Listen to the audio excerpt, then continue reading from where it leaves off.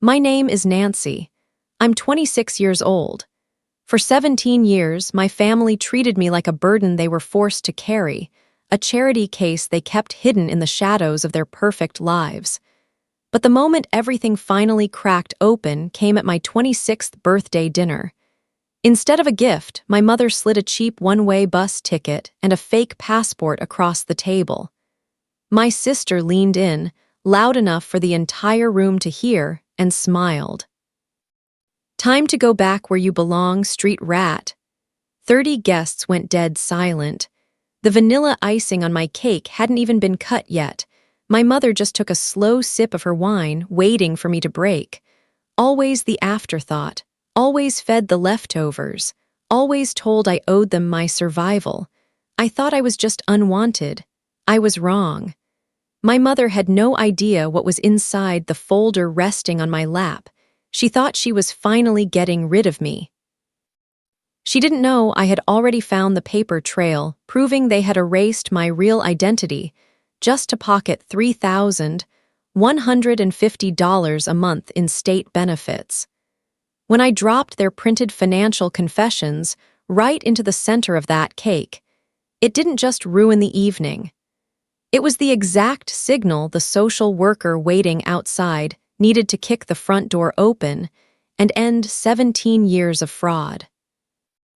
Before I go on, take a moment to like and subscribe, but only if this story speaks to you. Drop your location and local time in the comments. Now, let me take you back to understand how my birthday dinner ended with a social worker kicking in the front door. You have to understand the 17 years that came before it. I wasn't just the black sheep of the Miller family. I was the ghost in the guest room. My mother, Diane, is the kind of woman who spends her weekends volunteering for high-end charity galas. She loves the word sacrifice. She used it every time she introduced me to her friends at the country club. She'd place a heavy hand on my shoulder, sigh a little, and tell them how she took me in when I had nowhere else to go. She made it sound like she'd pulled me from a burning building every single day for nearly 2 decades. The truth felt a lot more like a slow, quiet freezing. Growing up, the hierarchy was clear. My sister, Chloe, was the biological prize. She was 2 years older than me and lived a life made of silk and brand-new electronics. On her 16th birthday, she walked out to the driveway to find a white Jeep wrapped in a red bow. My mother filmed the whole thing for social media, crying about how her hard-working girl deserved the world. For my 16th birthday, my mother gave me a chore list. She told me the dishwasher was acting up, and I needed to hand-wash the dinner service for 30 people because we all have to earn our keep in this house.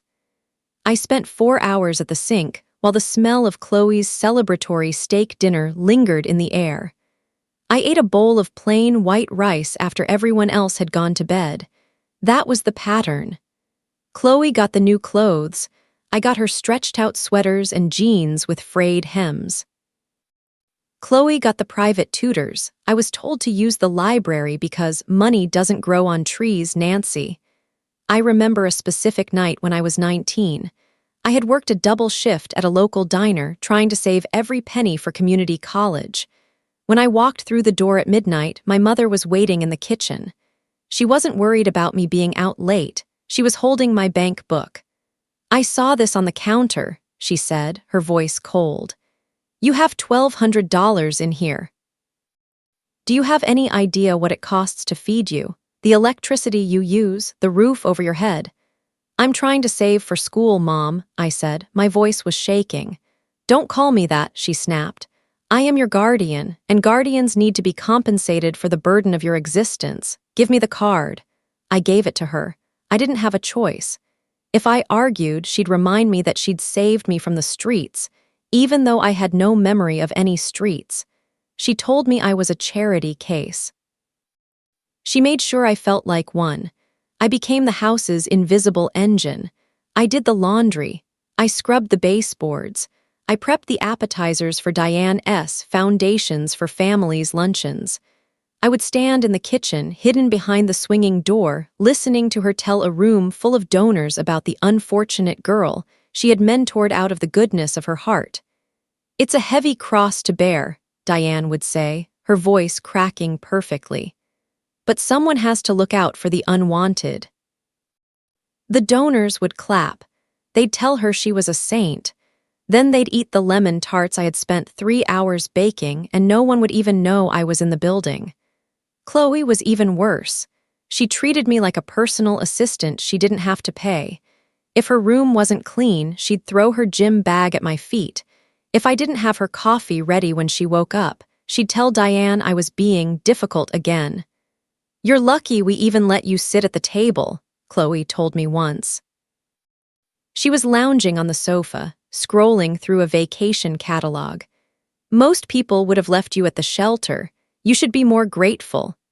I just nodded and kept vacuuming. I had been told I was a street rat so many times I started to believe it. I believed I was a drain on their resources. I believed they were losing money every month just to keep me alive. The one place in the house I was never allowed to go was Diane's home office. It was a small, locked room at the end of the hallway. She told me it was where she kept the legal burdens associated with my stay. "There are documents in there you aren't mature enough to see," she told me when I was 21. "Paperwork that proves just how much I've had to fight the state to keep you here instead of in a group home. You should thank me every time you pass that door." I did thank her. I thanked her for the leftovers. I thanked her for the hand-me-downs. I thanked her for the chance to work 40 hours a week and hand over 80% of my paycheck to her as rent. But as my 26th birthday approached, the atmosphere in the house changed. It got sharper. Diane started looking at me with a strange, hungry kind of impatience. She stopped asking me to do chores and started asking me if I had looked into bus routes to other states. "You're getting older, Nancy," she said one morning. We were in the kitchen. She was sipping her expensive coffee, looking at a calendar. "A girl like you can't stay here forever. You're a liability now. You need to figure out your own life." "I have a job, Diane," I said. "I'm trying." "It's not enough," she replied. She didn't look at me. She just traced a finger over the date of my birthday. 26 is a big number. Things change at 26. Legal things, financial things. You've had a good run on our dime, but the well is dry. I felt a pit in my stomach. I had nowhere else to go. I had no savings because she took it all. I had no friends because I was always working or cleaning. I was 25 years old and I was terrified. "We're having a big dinner for your birthday," Chloe said, walking into the room with a smirk. 30 guests, all of Mom's charity friends. It's going to be a night to remember." I didn't think they were throwing me a party out of love. I knew them better than that. I knew there was a reason they wanted an audience. I just didn't know yet that the liability Diane was talking about wasn't me. It was the fact that I was about to age out of the secret income I didn't even know I was providing. I stayed quiet. I kept cleaning. I waited. The first sign that the end was coming didn't happen at the dinner table. It happened in my bedroom. I came home from an 11-hour shift at the diner 3 weeks before my birthday. My feet were throbbing, and my apron was stained with dried mustard. All I wanted was to sit on the edge of my twin bed and count my tips in the dark. When I opened my door, the room was empty. My bed frame was leaning against the wall. My dresser drawers were pulled out and stacked in the center of the floor. My clothes weren't in the closet. They were stuffed into 4 cheap, oversized cardboard boxes that smelled like a damp warehouse. I stood in the doorway, my heart hammering against my ribs. For a second, I thought we'd been robbed. Then I saw my mother standing in the corner, holding a roll of packing tape. "What is this?" I asked. My voice came out small, like a child S. "It's progress," Diane said. She didn't look up. She was busy smoothing a piece of tape over the top of a box. "I told you, Nancy, you're 26 soon. We can't have you cluttering up the house anymore." Chloe is turning your room into a yoga studio. She's already ordered the flooring. Chloe has a master suite, I said, stepping into the room. She has a walk-in closet larger than this whole space. Why does she need a yoga studio in here? Because she lives here, Diane snapped, finally looking at me. Her eyes were hard like polished glass. She contributes to the family image. You're a drain. You've been a drain since the day we brought you in. I've looked at the books, Nancy. The cost of your insurance, your food, the wear and tear on this house. It's astronomical. We've done our part. We've been the good people for 17 years. Now it's someone else's turn to deal with you.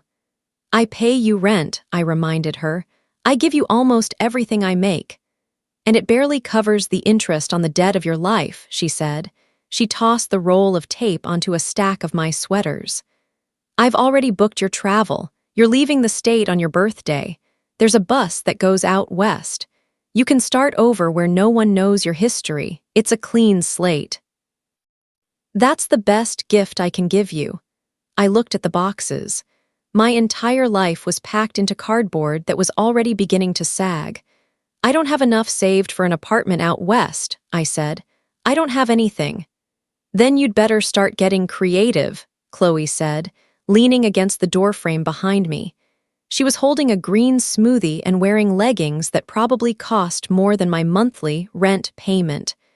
Mom is being nice by giving you 3 weeks. If it were up to me, those boxes would be on the curb tonight. You're 26, Nancy. Stop acting like a parasite. That was the first undeniable cost. It wasn't just the emotional weight of being unwanted, it was the physical reality of being erased. They weren't just asking me to move out. They were trying to deport me from my own life. The next morning, I tried to fight back the only way I knew how. I went to a local apartment complex 2 towns over. I had managed to hide $300 in an old sock inside my mattress, and I figured if I could just get a tiny studio, I could disappear on my own terms. The leasing agent was a woman with kind eyes and a name tag that said Sarah. She took my application and ran a standard credit check. I sat in her office, clutching my purse, waiting for her to tell me I was approved.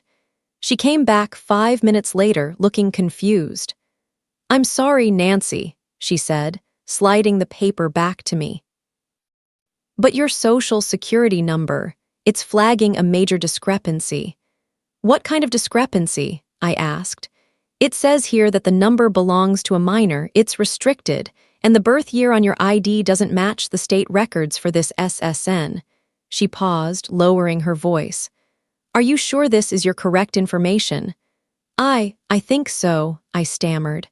"My mother, my guardian, she handles all my paperwork. She always has."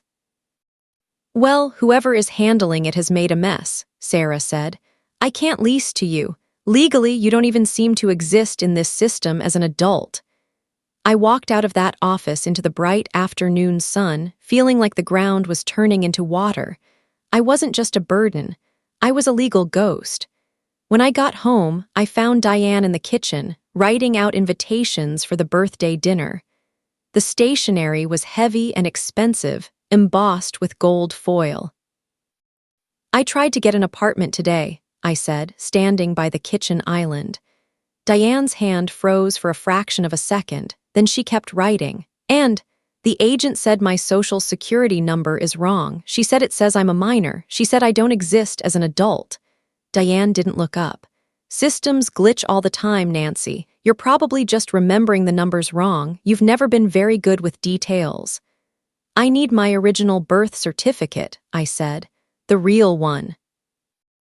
And my social security card. I need to see them." Diane finally looked at me. She didn't look worried. She looked annoyed. "I told you those papers are in my office for your own protection. You're high-strung. You'd lose them in a week. I'll give them to you when you get on that bus. Not a moment before." "I'm 25 years old, Diane. I have a right to my own papers." "In this house, you have the rights I give you," she said, her voice dropping to a low, dangerous whisper. "You want to talk about rights? Let's talk about the right I have to kick you out of that room right now and let you sleep in the driveway." Do you want to spend your last 3 weeks in a bed or on the pavement? Choose carefully. I looked at her, and for the first time in 17 years, I didn't see a savior. I saw a jailer. She wasn't protecting me. She was hiding me. I realized then that if I got on that bus with whatever papers she gave me, I would be walking into a trap I'd never escape. I would be a person with a fake name and a fake history, wandering a country that didn't recognize me. I stopped arguing. I went back to my room and sat on one of the cardboard boxes. That was the moment the damage became real. I wasn't just losing a home, I was losing my identity. "You're leaving on your birthday," Diane called out from the kitchen. The sound of the packing tape gun echoed down the hall. Zip, zip, zip. It sounded like a countdown. I knew then that I couldn't wait for her to give me the truth. I had to go into that office and take it. The discrepancy with my social security number was the first crack in the dam, but the flood started 3 days later when I tried to verify my own existence. I went to the local Department of Motor Vehicles. I told them I had lost my ID and needed a replacement, hoping they would pull up my file and tell me the leasing agent had simply made a mistake. The clerk, a man who looked like he had seen everything and cared about none of it, typed my name into his computer. He frowned, then he typed it again. "Nancy Miller, right?" he asked, peering over his glasses. "Yes, born March 14th. "I've got a Nancy Miller in the system," he said, turning the monitor slightly toward me. "But this Nancy Miller is 12 years old, and her address is listed in a town 4 hours north of here. You're definitely not 12. "No," I said, my heart starting that familiar, panicked thrum. "I'm 25, almost 26. "Well, whoever you are this Nancy Miller," he said, leaning back. "And according to the state, the SSN you're giving me is flagged for a restricted foster care subsidy. It's not an adult account. I can't issue you a license with these credentials. You need to bring in your original, certified birth certificate and a secondary form of government ID. Not a copy. The real thing." I left the DMV feeling like I was disappearing. If I didn't have a valid ID and I didn't have a valid SSN, I couldn't get a bank account. I couldn't rent a room. I couldn't even apply for a new job if I left the diner. I was being boxed in, not just by cardboard in my bedroom, but by the very laws of the state. I spent the drive home watching the expensive SUVs zip past me. These were the people who came to Diane's galas. These were the people who nodded when she talked about her charity work. They were all moving forward, building lives, while I was being driven toward a cliff. When I walked into the house, I found Chloe in the dining room. She was looking at a jewelry catalog while eating a bowl of expensive organic berries. She didn't even look up as I passed. "Mom says the bus ticket is non-refundable," Chloe said, her voice casual. "So don't think you can pull some dramatic stunt to stay. We've already invited the guests for your send-off dinner. It would be really embarrassing if you weren't ready to go." "Why do you want me gone so badly, Chloe?" I asked, stopping at the edge of the table. "I do everything in this house. I'm practically your maid." Chloe finally looked at me. She smiled, but there was no warmth in it. It was the smile of someone who had won a game I didn't even know we were playing. "Because you're a reminder," she said. "You're the poor little thing Mom uses to make herself look like a saint. It was fine when we were kids, but now, it's just pathetic. You're 26, Nancy. You're a grown-up charity project. It's bad for the brand. Besides, Mom says the maintenance on you is about to expire, whatever that means." I felt a chill. Maintenance. That night, the house was quiet. Diane was out at a board meeting for her favorite children's foundation, and Chloe was at a club in the city. I stood in the hallway, staring at the door to Diane's office. The lock was a simple key-in knob. I had seen Diane hide the key in a decorative ginger jar in the foyer 100 times. I walked to the jar, my hands shaking so hard the ceramic clattered. I grabbed the key and moved back to the office. The door creaked as I opened it. The room smelled like expensive perfume and old paper. I didn't turn on the overhead light. I used the flashlight on my phone. I went straight for the bottom drawer of the heavy mahogany desk. It was locked, too, but the key for the door didn't fit. I looked around, my breath coming in short, jagged bursts. I felt like a thief in my own home, except it wasn't my home, was it? It was a stage. I found a small letter opener on the desk and wedged it into the gap of the drawer. I didn't care about the wood. I didn't care about the noise. I pushed with everything I had. With a sickening crack, the lock gave way. Inside were neat rows of manila folders. Most were labeled with names of charities or tax years. But at the very back, there was a folder with no name, just a series of numbers. I pulled it out. The first thing I saw wasn't a birth certificate. It was a state ledger. It was a series of payment confirmations from the Department of Children and Family Services. Monthly subsidy for special needs ward, $3,150.00. The dates went back 17 years. Every single month, without fail, the state had deposited over $3,000 into an account held by Diane Miller. I flipped the page. There was a copy of a birth certificate. It wasn't for Nancy Miller. It was for a girl named Alina Vance. According to the paper, Alina Vance was born on March 14th, my birthday. But the mother's name wasn't Diane. It was Sarah Vance, and there was a newspaper clipping stapled to the back. Local woman dies in apartment fire, infant daughter rescued.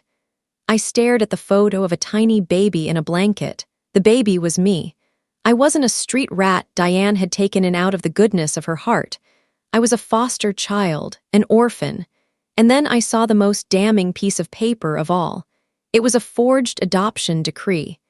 It looked official at a glance, but the signatures for the judge were obviously photocopied from another document.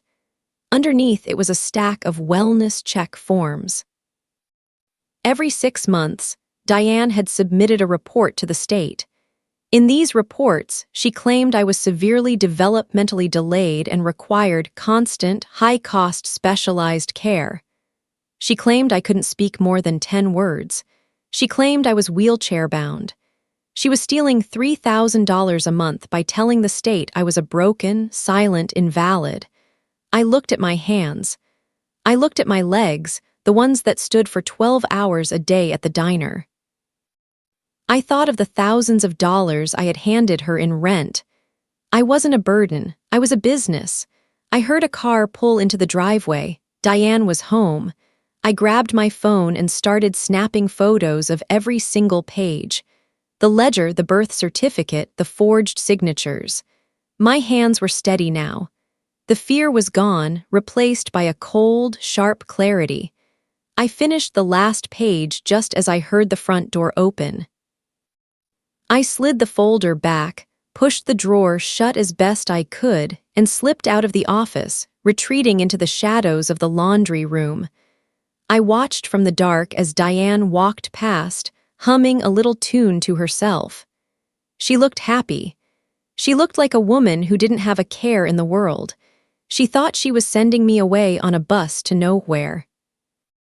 She thought the money would just stop, and I would disappear, and no one would ever know she had spent 17 years profiting off a special needs daughter who didn't exist. I leaned against the washing machine and closed my eyes. The maintenance wasn't expiring because I was 26. It was expiring because at 26, the state's extended foster care subsidies for disabled wards finally cut off. I wasn't a person to them. I was a paycheck. Finding those papers didn't just change how I saw my mother, it changed how I saw the world outside our front door. For 17 years, I had walked through my town believing I was a guest in someone else's life. Now, I realized I was a prisoner in a profitable one. The spillover into the rest of my life happened fast. The next morning at the diner, I couldn't focus. I dropped a tray of coffee mugs, the ceramic shattering against the linoleum with a sound that reminded me of the office drawer breaking.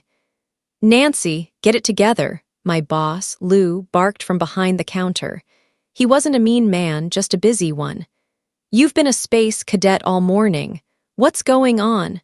I looked at him, and for a second I wanted to scream the truth. I wanted to tell him I wasn't Nancy Miller. I wanted to tell him my mother was a state-level embezzler. But I didn't even know who I was yet.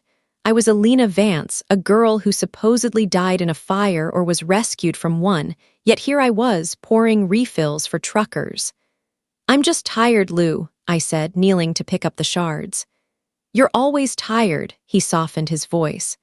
"Look, I know your mom is. Well, she's a lot.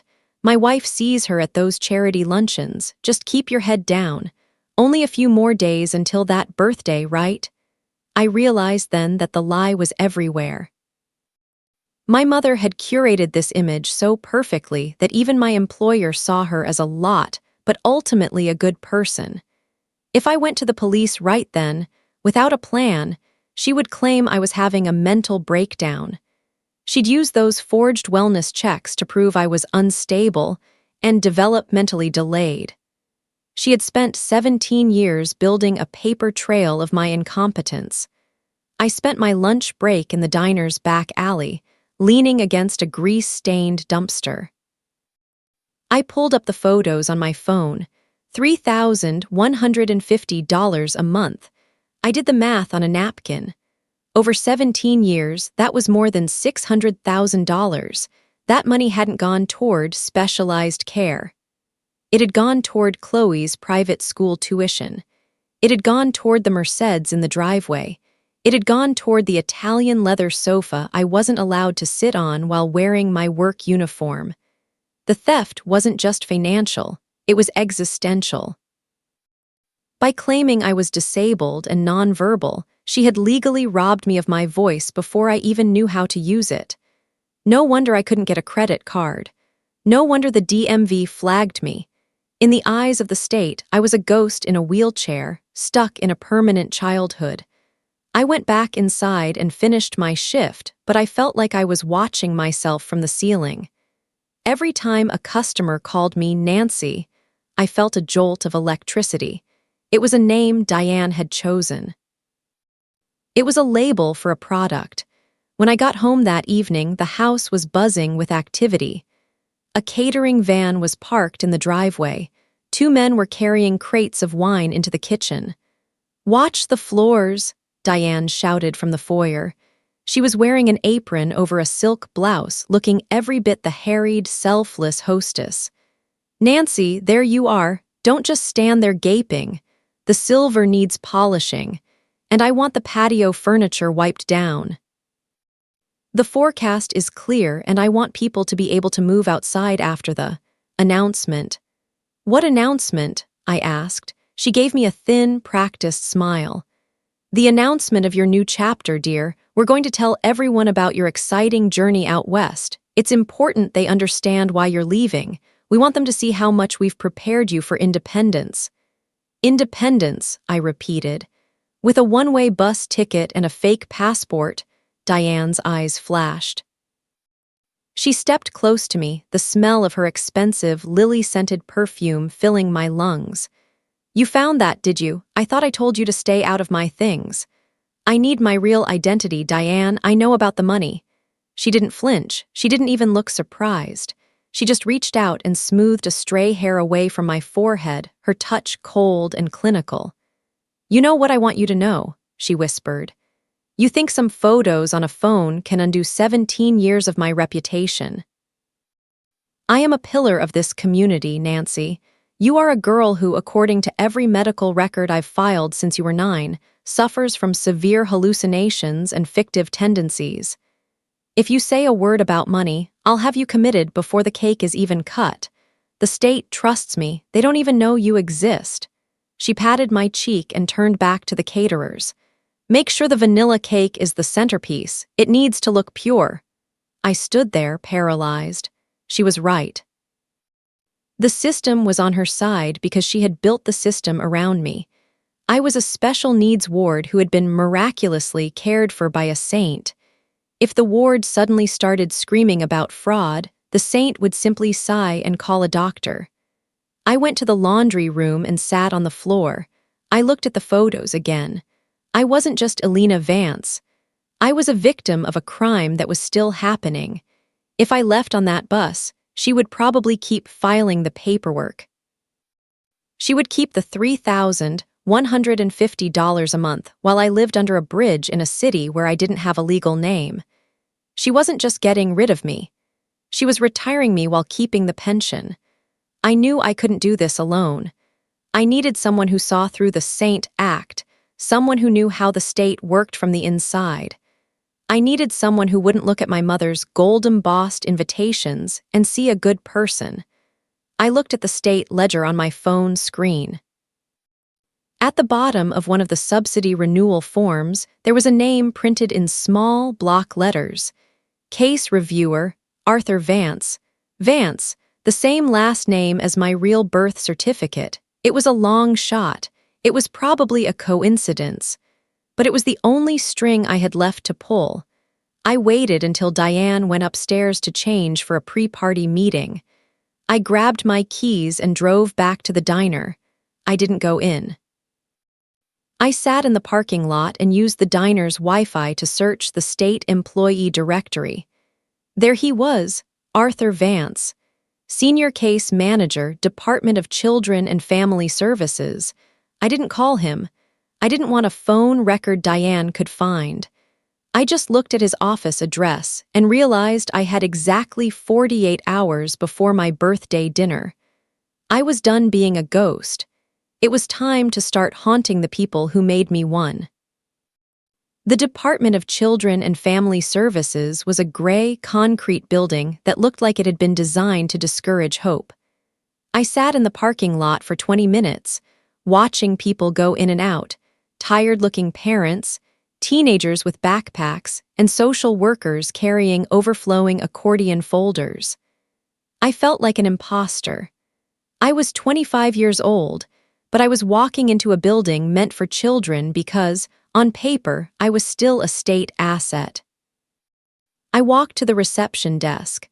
"I'm looking for Arthur Vance," I said. My voice was steadier than I expected. "Do you have an appointment?"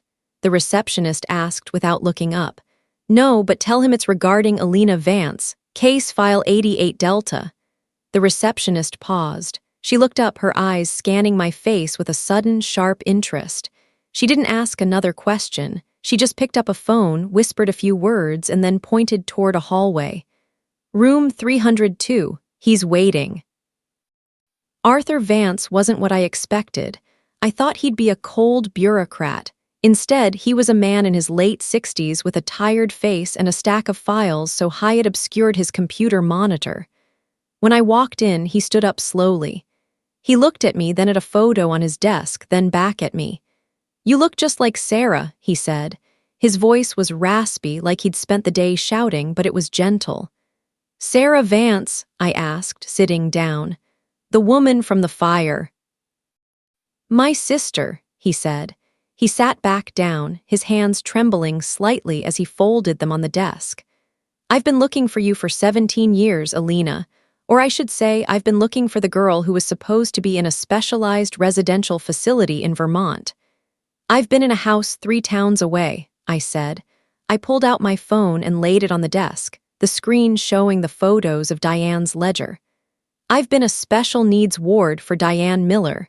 She told the state I couldn't speak. She told them I was in a wheelchair. She's been collecting $3,150 a month for 17 years. Arthur Vance didn't look surprised. He looked devastated. He reached into his drawer and pulled out a file, a real one with a state seal. "I'm the one who signed off on your placement after the fire," he whispered. "I was young, I was overwhelmed, and Diane Miller was a saint in the community. She came to us with a private adoption plan. But then the paperwork changed. Suddenly you were transferred to a high-care facility. I received reports every 6 months. I saw the doctor's signatures. I saw the bills for physical therapy and speech pathology. She forged them, I said. All of them. I've been working at a diner and scrubbing her floors. Arthur leaned forward, his eyes turning from tired to furious. She didn't just steal money, Alina. She stole a family. I'm your uncle. I tried to visit that facility in Vermont 10 years ago. They told me there was no Alina Vance there. I filed a missing person report, and it was quashed by a supervisor who said the file was restricted for the ward's safety. I thought you were dead, or worse. He stood up and walked to the door, locking it. Then he turned back to me. We can't just call the police, Alina. Not yet. Diane has friends in the county office.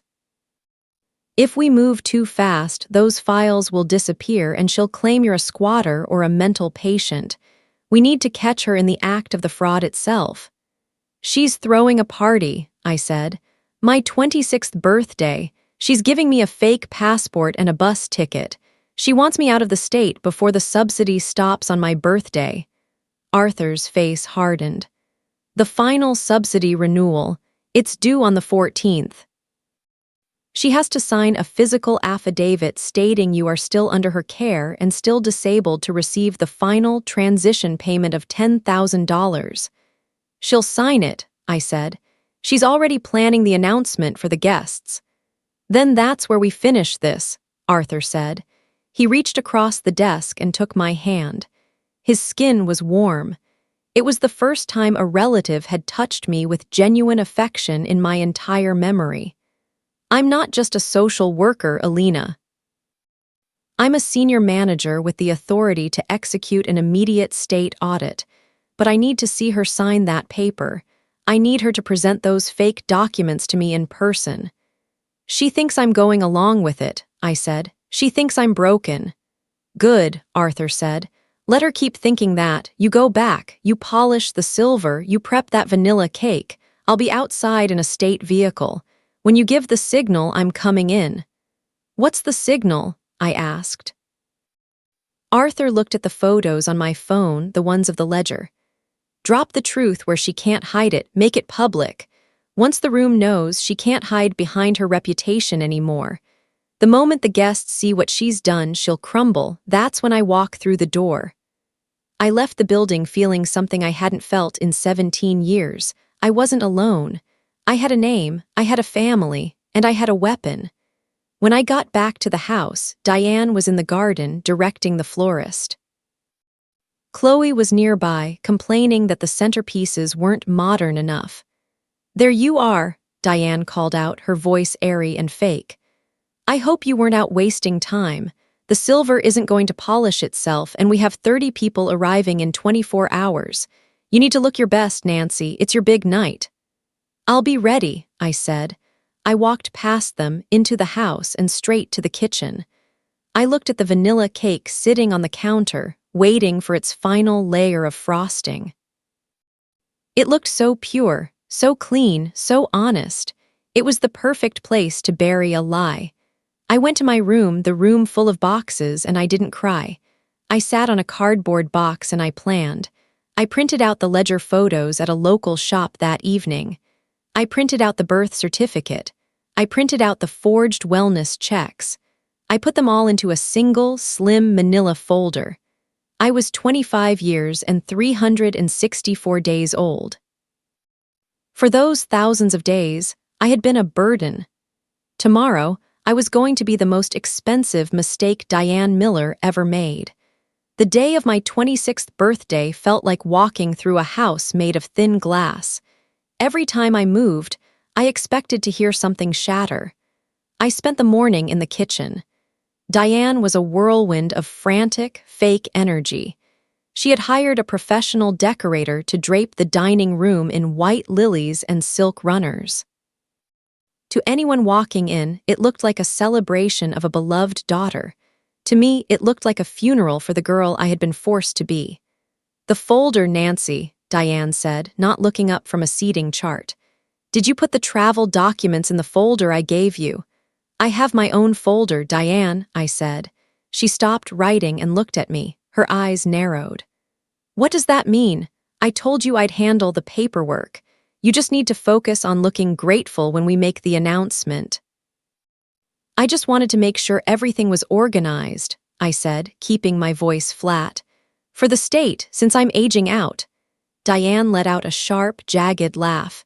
You finally learned a business term. Good for you, just keep it tucked away. I don't want you fumbling with papers in front of the senator and the board members. It's a birthday, not a board meeting. I went to my room and locked the door. I pulled out the manila folder I had prepared. Inside were the printed copies of the $3,150 monthly ledgers, the photos of my real birth certificate as Alina Vance, and the forged wellness checks where Diane had signed off on my nonverbal status. I also had a small, digital voice recorder that Arthur had given me. Keep it in your pocket, he had told me during a brief meeting in the diner parking lot earlier that morning. If she tries to threaten you before the guests arrive, we need her voice on record. The state needs to hear the saint drop the act. I checked the battery. It was full. I checked the papers. They were crisp. Chloe pounded on my door an hour before the party. Move it, street rat. I need the steamer for my dress, and you're hiding in there like a hermit. Mom wants you downstairs in 10 minutes to help the caterers with the final tray passes. I opened the door. Chloe was standing there in a silk robe, her face covered in an expensive green mud mask. She looked at my simple black dress, one of the few things I had bought with my own diner money, and sneezed. You're wearing that. It's your send-off, Nancy. Try to look like we actually fed you for 17 years. I look exactly like what I am, Chloe, I said, walking past her. Whatever, just don't embarrass us. Mom worked hard on this guest list. There are people here who can help her foundation get that new grant. If you act weird, she'll make sure that bus drops you off in the middle of the desert instead of the city. That was the confirmation I needed. My exile wasn't just about the money stopping. It was about protecting the brand. I was a loose end that needed to be tied off before the next round of funding came in. I went downstairs and found the caterers setting up the vanilla cake. It was a massive, 3-tier masterpiece of white frosting and delicate sugar pearls. It sat on a silver pedestal in the center of the buffet table. Is the centerpiece ready? Diane asked, appearing at my elbow. She was dressed in a shimmering champagne gown. She looked radiant. She looked like a woman who had never told a lie in her life. It's ready, I said. Good, the final affidavit is in my office. I'll sign it during the toast. Arthur Vance, your caseworker, remember him, is supposed to be coming by to pick it up tonight. He's a stickler for rules, so we have to make sure he sees you transitioning happily. My heart skipped. He's coming here. He said he might pop in. He's always been overly concerned with your case, probably because he's a lonely old man with nothing better to do. We'll give him a glass of wine, show him your bus ticket, and send him on his way with my signature. Then you're gone. She said it with so much relief. She was so close to the finish line she could taste it. I reached into my pocket and felt the folder. I had moved the papers into a smaller, more flexible sleeve that I could hide under my blazer. The first guests started arriving at 6 o'clock. These were the power players of our suburb. Local politicians, wealthy donors, people who wrote 5-figure checks to Diane's Foundations for Families. They greeted me with that pitying, distant smile I had known my whole life. Happy birthday, Nancy, one woman said, patting my hand as if I were a golden retriever. Your mother is such a blessing, you must be so sad to leave her. I'm looking forward to the truth coming out, I told her. The woman blinked, confused, then laughed. Oh, you always were a quirky girl, such a vivid imagination. I watched them circulate. I watched them drink the wine my stolen money had paid for. I watched Chloe flirt with the son of a local judge. At 6:30, my phone buzzed in my pocket. A text from an unknown number. I'm in position, 2 minutes out. Give the signal when the room is full. I looked at Diane. She was standing by the vanilla cake, holding a gold pen and a stack of papers. She caught my eye and gestured for me to come over. "It's time, Nancy," she mouthed. The leverage was in my hand. The support was at the door. The audience was in their seats. I walked toward the cake. I didn't feel like a victim anymore. I felt like a fuse.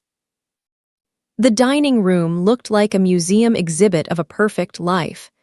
I stood by the buffet, my fingers brushing the edge of the white linen tablecloth. The 30 guests were a sea of expensive watches, silk ties, and hushed, polite laughter. They were the people Diane wanted to impress, the ones who kept her foundation afloat with their tax-deductible checks. I checked my watch. 6:45 p.m. In 15 minutes, Diane would stand at the head of the table.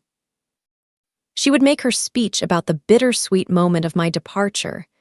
She would sign the final state affidavit that legally kept me a disabled minor in the eyes of the government for one last payout.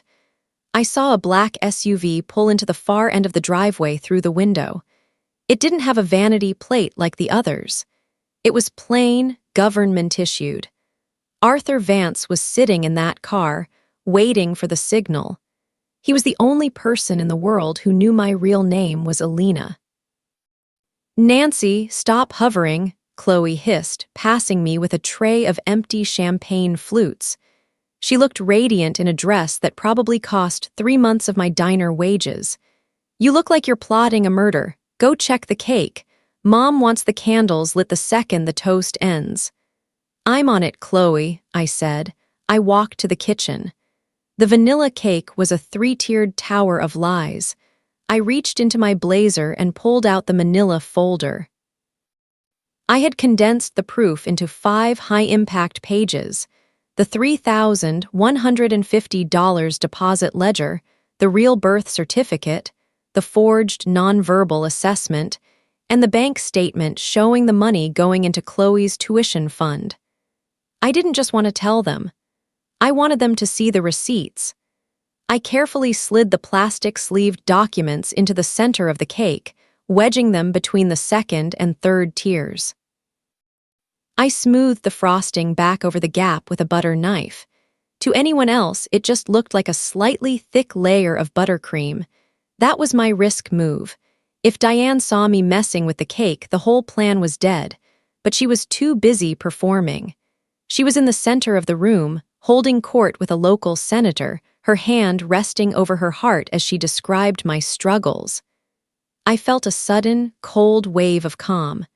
For 17 years, I had been the burden.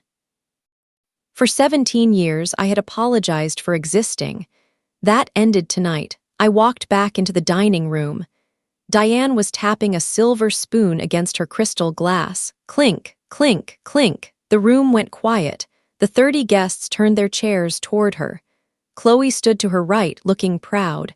I stood to her left, the invisible daughter. "Thank you all for being here," Diane began, her voice perfectly modulated for a touch of emotion. "As many of you know, this is a milestone night.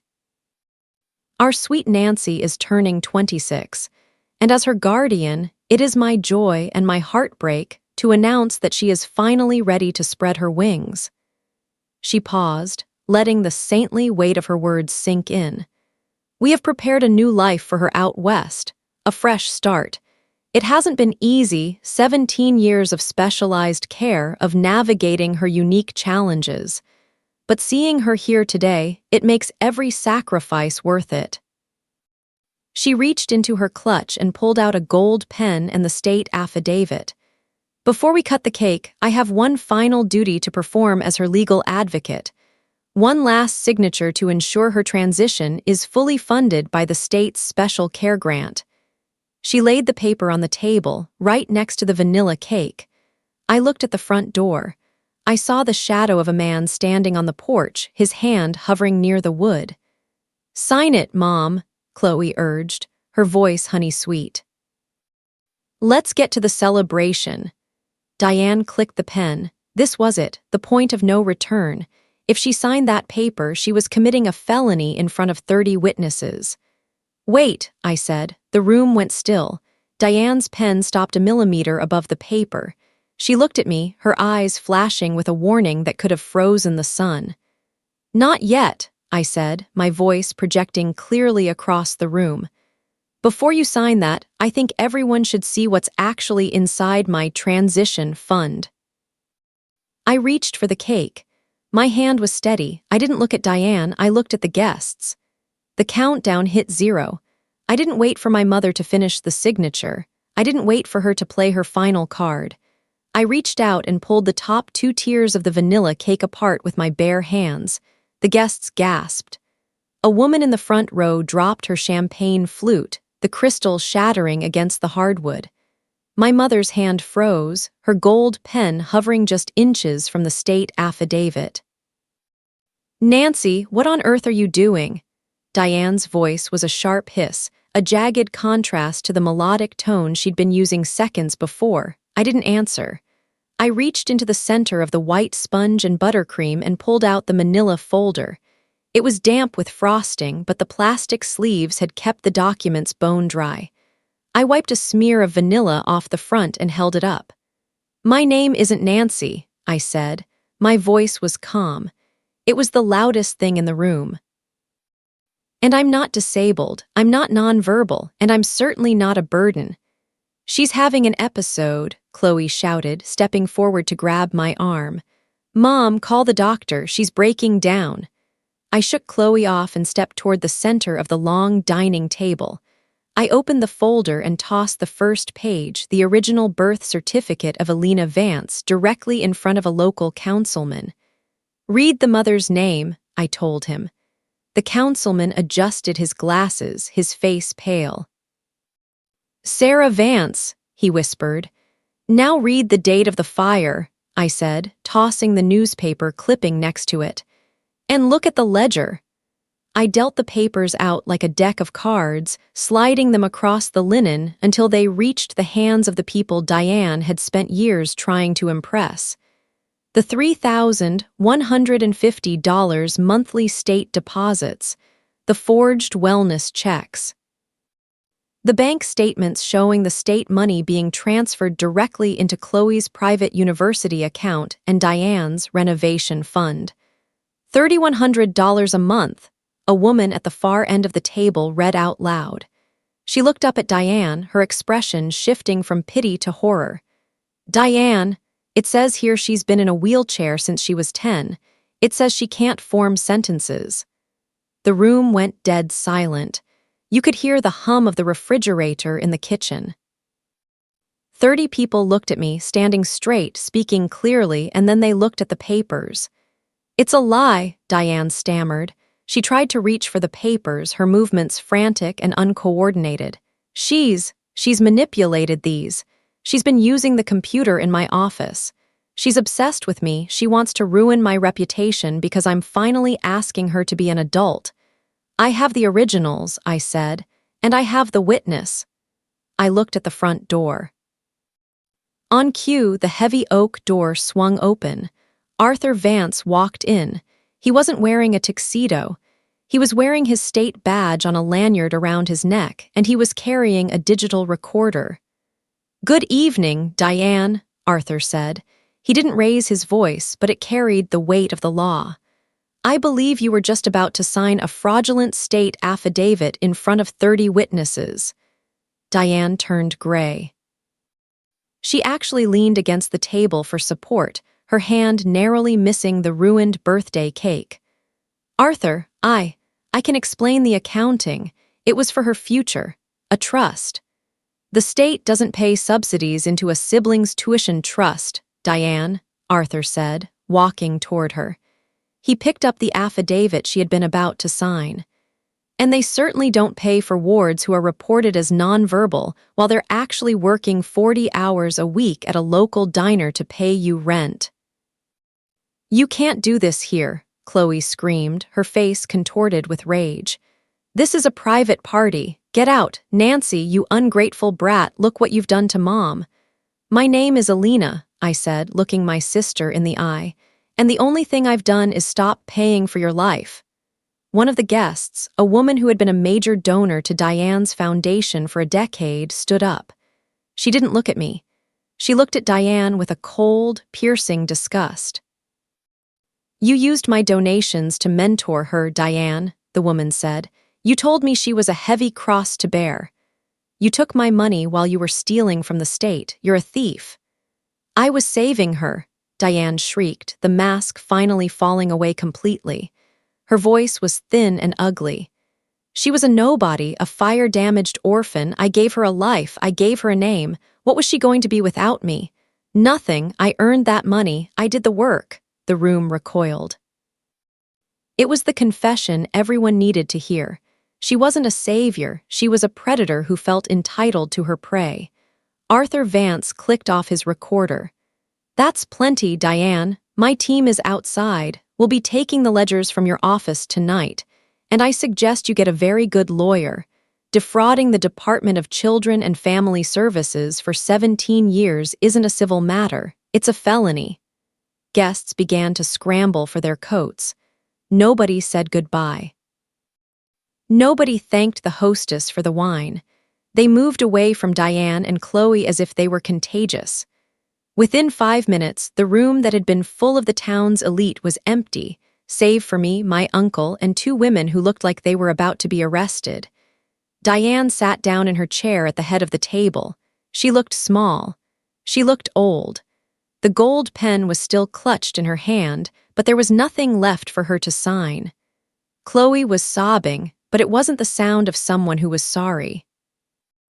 It was the sound of someone who had just realized her car and her clothes and her easy life were about to vanish. You ruined everything, Chloe whimpered, looking at the ruined cake.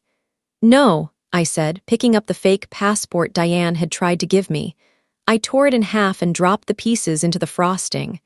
I just stopped being the ghost in your house. I turned to Arthur. He was looking at me with a sad, soft smile. He reached out and squeezed my shoulder, not as a caseworker, but as my uncle. Ready to go, Alina? He asked. I've been ready for 17 years, I said. I didn't take a suitcase. I didn't take the boxes from my room. I walked out of that house with nothing but the folder and the clothes on my back. As I stepped over the threshold, I didn't look back. I didn't need to. The house was still standing, but the Miller family was gone. The night air was cold and clean. It was my 26th birthday, and for the first time in my life, I knew exactly who was blowing out the candles. The investigation moved faster than I expected. With the records Arthur and I provided, the state froze Diane's accounts within 48 hours. The Foundations for Families Board dissolved a week later, issued a public apology, and vanished. Diane and Chloe didn't go to jail immediately, but they were buried in legal fees and state restitution orders that stripped them of the house, the cars, and the reputation they had built on my back. I didn't stay to watch the slow decay. I moved into a small, sun-drenched apartment in the city where Arthur lives. For the first few months, the silence was the hardest part to get used to. I'd wake up and wait for the sound of Chloe's shouting or the weight of a chore list, only to realize the day belonged entirely to me. I used the initial restitution funds from the state to go back to school. I'm studying social work. I want to be the person who notices the ghosts in the room before 17 years go by. Last week, I sat at my new kitchen counter. It's a simple wooden table I bought myself. No gold leaf, no silk runners. On the surface sat my new, legal driver's license. I traced the name with my thumb, Alina Vance. Next to it was a small photo of my mother, Sarah. Arthur had found it in an old box of his sister's things. We have the same eyes. She isn't a street rat story anymore. She's a woman who loved me for the few months she had me, and that's enough of a foundation to build a life on. Family isn't always the people who raise you. Sometimes it's just the people who happen to be holding the ledger. But once you take the pen away from them, you realize you're the one who gets to write the ending. I'm Alina. I'm 26. And for the first time, I'm not a guest in my own life. What would you do if you found out your entire childhood was just a financial transaction? Have you ever discovered a secret your parents hid about your true identity? Let me know in the comments. I read every single one. If you want to hear more stories about people reclaiming their lives after the family image collapses, check out the video on the screen about the perfect wedding that ended in a courtroom. Don't forget to like and subscribe if you believe the truth is worth the mess.